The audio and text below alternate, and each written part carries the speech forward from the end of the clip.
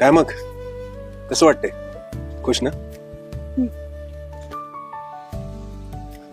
सायली, तुम्हाला माफ केलंस ना?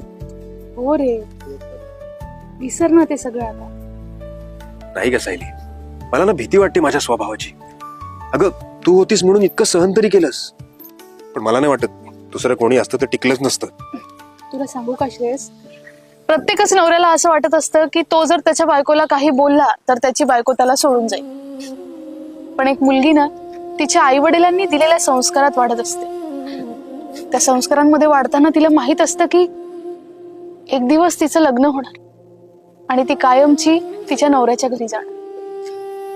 ज्या दिवशी लग्न होतं ना त्या दिवशी बापाच्या डोळ्यात स्पष्ट दिसत असतं की पोरी जा, आपल्या सासरी जा, पण तिथं माझं नाव खराब होऊ देऊ नकोस.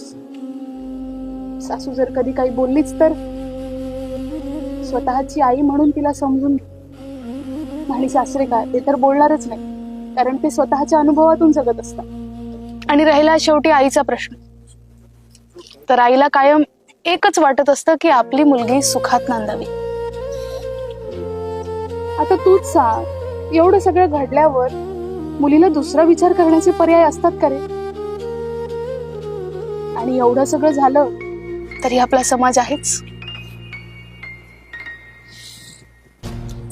मी नेहमी तुझ्या सोबत आहे, कारण मला बनवलंच आहे फक्त तुझ्यासाठी.